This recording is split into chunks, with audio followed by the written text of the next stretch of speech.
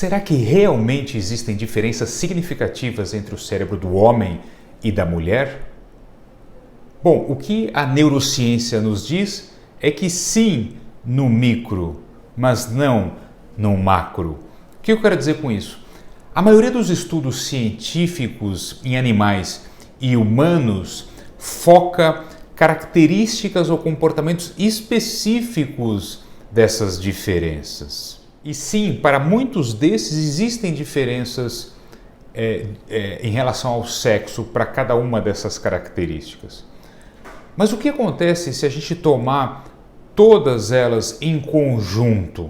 Um estudo multicêntrico realizado simultaneamente na Alemanha, na Suíça e em Israel, publicado em 2015, analisou mais de 1.400 cérebros humanos de forma bem mais ampla e abrangente, estudando estruturas, funções e características as mais variadas possíveis, de substância branca, de substância cinzenta, da questão da conectividade, de várias características e funções cerebrais.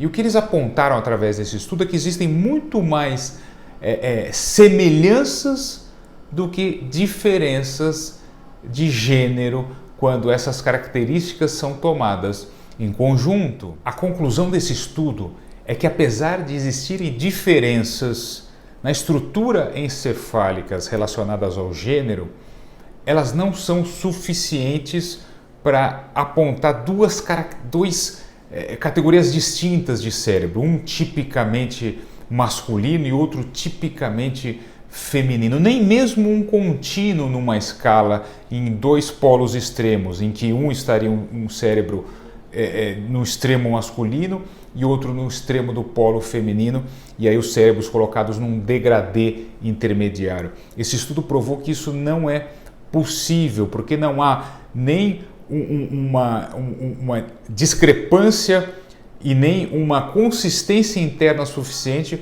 para que isso possa ser categorizado. Por exemplo, um homem pode ter um cíngulo, que é uma estrutura do cérebro tipicamente masculino, mas uma preferência para cores tipicamente feminina e um comportamento de compras tipicamente masculino. Ou seja, tanto homens quanto mulheres podem ter composições variáveis para cada característica ou estrutura do cérebro. E até o momento não existe nenhum único cérebro humano estudado em que todas as características avaliadas caiam sistematicamente apenas num polo tipicamente ou masculino ou feminino. Mas se não é possível a caracterização binária em dois polos extremos, nem mesmo um contínuo num espectro de um polo mais masculino, outro mais feminino, com degradês intermediários, como seria então? Emerge atualmente em neurociência o conceito do mosaico cerebral,